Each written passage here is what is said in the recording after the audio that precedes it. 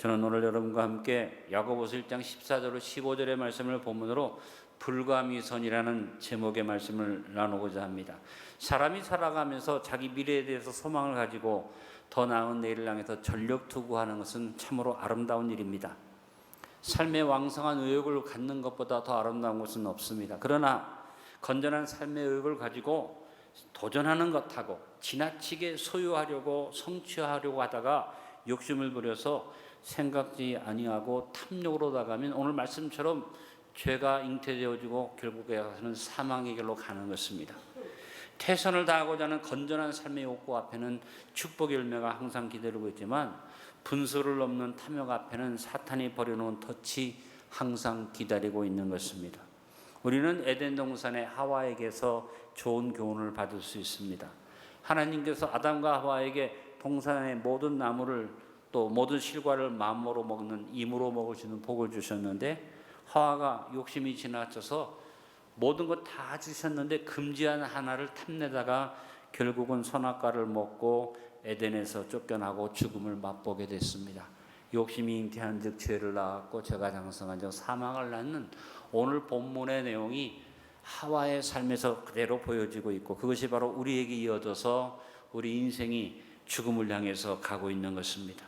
그러므로 우리는 믿음의 세계에 적극적으로 도전하지만 믿음의 탐욕과 믿음의 의욕을 잘 구분하고 인간의 탐욕과 믿음의 소망을 잘 구분해서 본문의 교훈하심처럼 욕심의 덫을 피하는 지혜로운 삶을 사는 성도가 됩시다. 마음판에 오늘 말씀을 한 번 더 새기면서 고백합니다. 오직 각 사람이 시험을 받는 것은 자기 욕심에 끌려 미혹됨이니 욕심이 잉태한 즉 죄를 낳고 죄가 장성한 즉 사망을 낳느니라. 오늘 말씀의 제목이 좀 생소하죠. 불가미선이라는 제목입니다. 안입을, 가미감, 할위, 먼저 선자로 이루어진 사자성어입니다. 지나친 욕심으로 구태여 먼저 나서지 않는 것을 불가미선이라고 합니다. 사람은 조금만 자기가 잘났다고 생각하면 앞으로 나서죠. 탐욕입니다. 불가미선에 대해서 갈라디아 6장 3절에 말합니다. 누가 아무것도 되지 못하고 된 줄로 생각하면 스스로 속임이라. 되지 못했다는 것을 생각하고 자꾸 나서지 말고 탐욕 부리지 말고 조용히 겸손히 살으라는 얘기죠. 우리는 이제까지 변화의 성숙에 대한 말씀을 몇 주간 나누었습니다. 우리가 변화의 성숙을 이루어가기 위해서 전력 투구하지만 분수를 지킵시다. 절제를 잘 이루어 갑시다. 공자가 지나친 욕심으로 구태여 먼저 나서지 않는 불가미선의 삶을 살라고 불가미선의 실천에 대해서 교훈을 준 것이 있습니다. 총명하고 예지가 뛰어나도 스스로 어리석다 여기며 살아가고 나서지 말라는 거죠. 공적이 온 세상을 다 덮어도 사형으로서 이를 지키고 여전히 나서서 잘난 척하지 말라는 말이죠. 용맹함이 세상을 뒤흔들어도 항상 겁을 내며 조심하고 부유함이 천하에 가득해도 겸손으로서 이를 지켜라. 공자도 이런 말을 해주었고 오늘 본문의 말씀도 말합니다. 지나친 욕심을 가지고 나서지 말라는 것입니다. 겸손 없는 자부심은 자만이 됩니다. 절제 없는 용기는 무모함이 됩니다. 관용 없는 지식은 아집이 됩니다. 양보 없는 승리는 오만이 되고 맙니다. 소통 없는 지도자는 독선과 독재의 길로 갑니다. 성김이 없는 비즈니스는 고객을 무시하고 망하는 길로 가는 비즈니스가 됩니다. 모든 범사에 좀 비우는 것이 있어야 새로운 것을 담을 수 있는데 되지도 못하면서 잘난 척하고 나대는 자만, 무모함, 아집, 무시, 오만으로 가득 차 있는 그릇은 어떤 것도 담을 수가 없습니다. 진정한 도전과 경쟁의 원천은 바로 겸손과 관용과 섬김에 있다는 사실을 깨닫게 되기를 바랍니다. 우리 대한민국이 인류 나라가 돼가는데 이 인류를 지키기 위해서 인류에 만족하지 말고 초인류로 가는 선진국이 되기 위해서 대한민국에 필요한 것은 무엇보다 겸손과 관용과 섬김이라고 생각합니다. 물을 통해서 우리는 좋은 불가미선의 예를 볼 수 있습니다. 물은 언제나 낮은 곳을 흐르죠. 낮은 곳을 흘러나가면서 물은 장애물이 있으면 돌아가고 빈 곳은 채워가고 아래로 아래로 내려갑니다. 물과 같은 마음, 겸손과 관용과 섬김이 바로 불과 이선의 아름다운 삶의 자세라고 생각합니다. 따라합니다. 나대지 맙시다. 탐욕 부리지 맙시다. 잘난 척하지 맙시다. 그러기 위해서 여러분 제일 중요한 것 분수를 지켜야 합니다. 여러분 당부합니다. 무엇보다 우리가 성도로서 또 하나의 인간으로서 분수를 지키며 삽시다. 아무리 좋은 것이라 할지라도 분수에 맞지 아니하면 그건 나에게 해가 되는 것입니다. 아무리 화려하고 아름다운 구두가 있다 해도 내 발에 맞지 않으면 소용이 없지 않습니까? 발이 아프면 화려하고 좋은 구두가 무슨 소용이 있습니다. 집신을 신어도 편안한 게 중요한 거 아닙니까? 좋은 것이 중요한 게 아니고 많은 것이 좋은 것이 아니고 큰 것이 중요한 것 아니라 내 분수에 맞는 것이 중요한 것입니다. 그러므로 우리가 의욕을 가지고 소망과 꿈을 갖되 분수를 깨닫고 그것을 지켜야만 합니다. 하나님이 아브라함에게 눈을 들어서 사방을 보라 말씀하실 때 먼저 하신 말씀이 뭡니까? 분수를 지켜라. 따라합니다. 너 있는 곳에서 네가 현재 있는 그 자리에서 네 분수가 네가 볼 수 있는 것만큼 보라는 거지. 공중에 붕 떠서 무조건 크고 넓은 것을 보라는 말은 아니지 않습니까? 그러므로 우리는 삶 속에서 가장 중요한 기도가 뭐냐? 분수를 지키게 해주시옵소서. 이 기도 드리고 성령님께 어떤 힘을 주시고 능력과 지혜를 주시기 기도하기보다는 주님 내 분수에 맞는 삶을 사는 지혜를 달라고 우리가 기도해야 할 것입니다. 나에게 축복과 응답이 주어지고 성취가 이루어졌을 때 모든 것이 하나님의 은혜임을 알고 겸손하게 분수를 알고 주 앞에 엎드리면 하나님이 더 좋은 거 주실 수 있지만 교만해서 내가 잘난 줄 알고 나대면 하나님이 우리를 축복을 이어갈 수 없습니다. 아브라함의 몸종 하갈이 여종인데 주인 여자도 배지 못하는 아이를 뵀어요. 그러면 어떤 마음을 가져야 됩니까? 겸손하게 자기의 축복을 관리하고 더 순종해야 하는데 하갈이 나대다가 결국은 어떻게 합니까? 광야로 쫓겨나가고 학대를 당했던 일들을 성경에서 봅니다. 여러분 우리에게 주어진 일에 대해서 감사하고 최선을 다해 주어진 축복을 잘 관리하고 그것을 통해서 더 큰 복을 받기를 노력하고 애쓰는 불가미선의 겸손의 자세를 가지고 감사가 넘치고 욕심을 줄이는 삶을 삽시다. 반면에 우리가 자신의 분수보다 지나친 열등감을 가져도 결과는 동일합니다.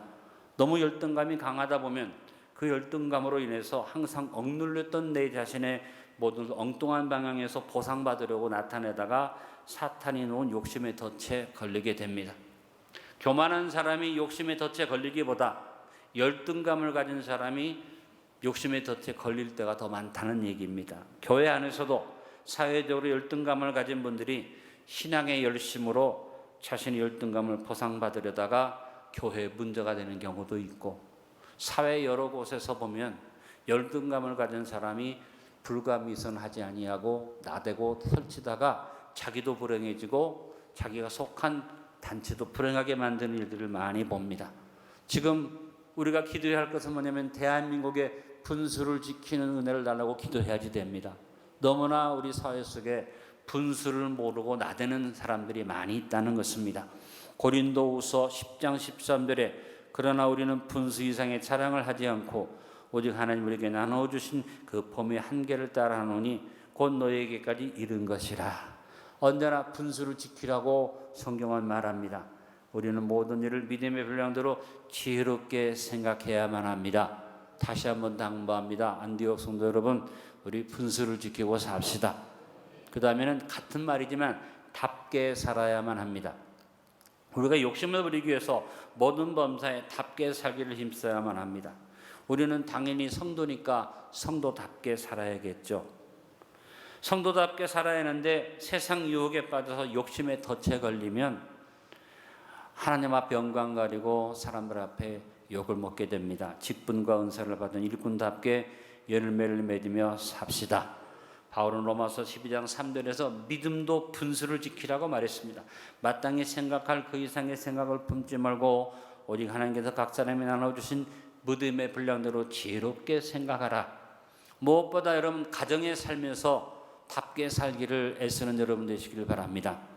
부모가 부모답게 살아야 하고 남편이 남편답게 살아야 하고 아내가 아내답게 살아야 되고 자녀들이 자녀답게 살아야 하는데 지금 우리 사회가 거꾸로 가는 것 마냥 부부간에도 답게 사는 것이 뒤틀려져서 남편이 남편 노릇하지 못하고 아내가 남편을 넘어서고 남녀가 동등하다는 것을 내걸어서 지금 우리 사회가 구분이 없어지고 차별금지 하면서 지금 구분까지 없어지는, 심지어는 자기의 성정체성조차도 흔들려버리는 그런 무서운 위기가 우리 삶 속에 들어오고 있습니다. 마땅히 해야 할 의무를 행하고 그걸 자랑하지 말고 마땅히 누려야 할 권리를 찾아서 누리되 양보할 줄 알고 사회생활 속에서도 우리가 서로 답게 살기를 애써야만 합니다. 모든 면에 답게 살아서 복을 누린 사람이 대표적으로 성경에 보면 요셉이에요. 요셉은 아버지 집에 있을 때 사랑받는 아들답게 아버지의 사랑을 잘 관리했고, 노예로 팔려갔을 때는 노예답게 열심히 살았고, 가정 총무가 됐을 때는 가정 총무답게 자기가 맡은 집안일 이외에 주인의 아내가 유혹해도 넘어가지 않았고, 감옥에 갇혔을 때는 한눈 팔지 않고 감옥의 죄수답게 살아서 전옥에게 은혜를 입었고, 나중에 국무총리가 되니까 국무총리답게 자기만 위해서 살지 않고 여러 사람을 살리기 위해서 헌신했던 삶을 산 사람이 바로 요셉의 삶을 보면 알 수 있습니다. 여러분이 한 번쯤 내가 나답게 사는지, 내가 성도답게 사는지, 답게 사는 일이 무엇인지를 생각하면서 불과 미선을 생각하고 함부로 나대지 말고 교만 들지 말고 여러분 자리를 잘 지키시기를 바랍니다. 또 역시 같은 내용의 말이 되겠습니다만 절제해야 합니다. 가장 아름다운 삶의 모습은 절제하는 모습입니다. 자신을 잘 조절하는 것은 사모할 만한 삶의 모습입니다. 마음대로 할 수 있는 자유가 주었으나 스스로 포기하고 희생할 수 있는 자유를 사용하는 사람이 참 자유자입니다. 저는 그렇게 생각합니다. 여자가 이쁜 것을 드러내는데 여자의 아름다움은 약간 감출 때 더 아름다운 것 같아요. 자기 아름다움을 너무 드러내가지고 온갖 것을 다 드러내고 그래서 알몸을 보이듯이 그 몸매를 자랑하면요 보기에 징그럽지 않습니까? 근데 보일 듯이 착 가리면서 그 자태를 뽐내면 그게 더 아름답지 않습니까? 모든 것이 다 마찬가지입니다. 내가 가진 것이 있어도 좀 절제하고 할 수 있어도 절제하는 것. 여러분 과소비가 왜 옵니까? 절제하지 못하기 때문에 일어나는 것입니다. 우리에게 여유가 있어요. 누릴 권리가 있습니다. 근데 그것을 다 사용하지 않는 것이 아름다운 모습입니다. 내가 지금 쓰는 것도 충분해. 그런데 이거 버리고 새 것을 명품을 사려고 그러고 좋은 옷 잘 입고 있는데 실증나서 벗어버리고 비싼 옷을 사려고 하면 과소비가 되는 것이죠. 여러분 불편이 없으면 가지고 있는 대로 그대로 쓸 수 있는 절제하는 마음이 우리에게 있어야만 할 줄 압니다. 바울은 먹는 것에 절제하는 것을 말했습니다. 고린도전서 8장 13절에 그러므로 만일 식물이 내 형제를 실족하게 하면 나는 영원히 고기를 먹지 아니하여 내 형제를 실족지 않게 하리라. 바울이 살았던 당시의 고린도는 모든 고기가 거의가 다 우상의 제물이에요. 바울이 말합니다. 우상은 아무것도 아니다. 우상의 제물을 먹는다고 죄 짓는다고 생각하지 말고 우상의 제물을 먹는다고 귀신이 들어온다고 생각하지 말고 믿음으로 먹어라. 그러나 그런 원리와 기준을 가지고 있으나 나는 절제하겠다. 왜? 내 마음대로 먹어도 되지만 혹 내가 먹는 것을 보고 다른 사람이 시험에 들거나 믿음이 약한 사람이 우상의 제물을 먹고 귀신 들렸다고 생각하거나 죄를 지었다고 생각하면 그 사람이 나 때문에 실족하는 것이니 내가 덕을 세우기 위해서 평생 고기 안 먹는 결단하고 살겠다. 멋있는 모습이 아닙니까? 나는 해도 상관이 없지만 할 수 있는 믿음과 할 수 있는 자유가 있지만 다른 연약한 사람을 위해서 영원히 고기를 먹지 않겠다는 바울의 결단은 참으로 아름다운 것입니다. 그래서 바울이 우리에게 절제 아름다운 겉면을 고린도전서 10장 23절로 24절에 주고 있습니다. 모든 것이 가하나 모든 것이 유익한 것은 아니요 모든 것이 가하나 모든 것이 덕을 세우는 것은 아니니 따라합니다. 누구든지 자기 유익을 구하지 말고 남의 유익을 구하라. 엄청나게 희생하라, 엄청나게 다른 사람들이 살아라 그런 얘기가 아니라 내 이익을 좀 손해를 보더라도 다른 사람의 유익을 위해서 조금 참고 절제하는 아름다운 삶을 살라고 말한 것입니다. 그러기 위해서 항상 무슨 마음으로 사는 것이 좋습니까? 나누어주고 꾸어주고 베푸는 우리 교회 표어가 참 좋은 표어라고 생각합니다. 남의 이익을 구하면서 덕을 세우면서 우리가 믿음으로 아름다운 삶을 삽시다. 그리고 역시 같은 말이 됩니다만 하나 더 여러분이 권면드리는 것은 경건에 이르기를 연습해야 합니다. 경건치 아니하기 때문에 탐욕이 자리 잡게 됩니다. 우리가 아무리 나를 절제하고 싶어도 경건 생활을 하지 않으면 절제하는 삶을 살 수가 없습니다. 그러므로 성도의 삶은 철저하게 정규적인 예배에 참여하고 기도 생활에 힘쓰고 말씀을 묵상하는 경건 생활이 이루어져야만 합니다. 내가 아무리 생각만 잘 가져도 경건 생활이 훈련되지 않으면 사람이 바로 설 수가 없습니다. 그래서 디모데전서 4장 7절로 8절에 바울이 디모데에게 망령되고 타는 신화를 버리고 경건의 일을 어떻게 해라? 연습해라. 부단히 노력해라. 육체 연습은 약간의 유익이 있으나 경건은 범사에 유익하니 금생과 내생의 약속이 있느니라. 육체 연습을 열심히 하면 운동선수가 메달을 따요. 그렇잖아요. 그러나 운동선수가 연습을 게을리하면 메달을 뺏기잖아요. 똑같습니다. 경건의 훈련을 열심히 하면 우리가 이 땅 위에서도 훈련을 열심히 해서 축복을 받지만 그것은 내생에 하나님이 주신 면류관의 약속이 있는 것을 믿습니다. 경건한 삶은 우리 영생을 보장하고 이 땅 위에서 축복을 받아 누리게 합니다. 하나님 앞에 경건하게 살면 하나님은 우리를 뭘 삼아 주시느냐? 경건한 사람을 통해서 하나님의 통로 삼아 주시고 하나님의 도구 삼아 주십니다. 그래서 바울이 뭐라고 말했습니까? 그릇을 깨끗하게 하면 내 삶을 경건하게 하면 주인의 쓰심에 합당한 그릇이 된다. 여러분 삶에서 복받는 비결이 다른 건 아닙니다. 하나님이 쓰실 수 있도록 경건 생활에 힘쓴 깨끗한 그릇을 이루시길 바랍니다.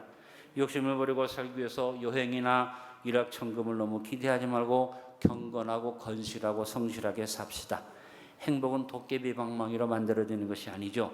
갑자기 하루아침에 내가 원하는 것을 손에 쥘 수는 없습니다. 생각되는 행운이 찾아올 때도 있지만 그것은 우리의 삶 속에 어쩌다 올 수도 있고 안 올 수도 있는 것이죠. 늘 여러분에게 제가 하는 말이 있지 않았습니까? 생각지 않은 돈이 생기면 뭐 해라? 하나님께 드려라. 노력하지 않고 애쓰지 않고 공것이 들어오면 하나님께 먼저 드려놓고 힘든 일을 해서 그 다음에 축복을 받는 여러분 될 수 있기를 간절히 바랍니다.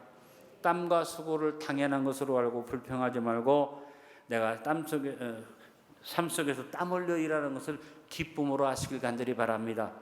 노동은 신성한 것이죠. 그래서 가나안 농군학교를 전들 기억합니다.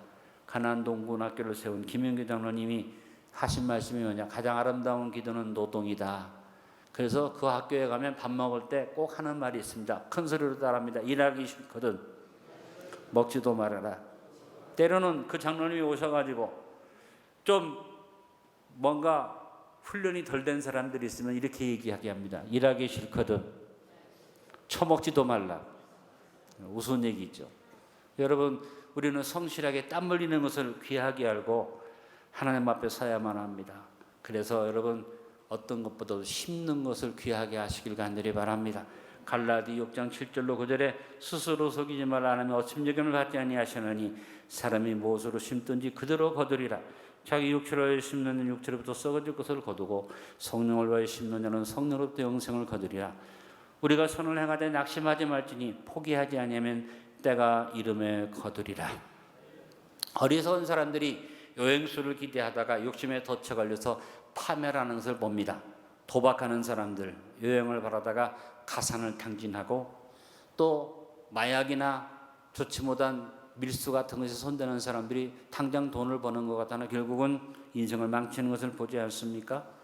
건실하게 잘 살던 사람이 어쩌다가 부동산 투기 일확천금의 맛을 보다가 성실한 삶을 잃어버리고 이상한 삶으로 떨어지는 분들도 있습니다. 우리는 여행이나 일확천금을 노리면 안 됩니다. 성실하게 하나님 앞에 건실하게 경건하게 살아가십시다. 지금 우리 사회 위기가 뭡니까? 성실하게 사는 사람이 마음속에 의문을 갖게 하는 일들이 생깁니다. 엉뚱한 사람들이 돈을 벌어요. 불성실한 사람들이 여행수로 돈을 벌어요. 그럴 때 많은 분들이 흔들리게 되는데 여기 넘어가지 말고 우리 경건을 훈련하면서 하나님의 성도답게 경건 생활에 힘쓰십시다. 불과 미선을 이루십시다. 나대지 말고 탐욕을 버려서 여러분이 교만 떨지 말고 겸손히 서길 간절히 바랍니다. 결론을 맺습니다. 건전한 삶의 의욕은 축복의 시작입니다. 그러나 지나친 탐욕은 파멸의 덫에 스스로 빠지는 것입니다. 우리는 우리를 파멸에 이르게 하는 사탄을 물리치고 욕심의 덫을 피해야만 합니다. 갈라디아서 6장 3절에 만일 누가 아무것도 되지 못하고 된 줄로 생각하면 스스로 속임이라고 말씀하신 것 같이 지나친 욕심으로 구태여 먼저 나서지 않음을 의미하는 불가미선의 교훈을 기억하고 삽시다.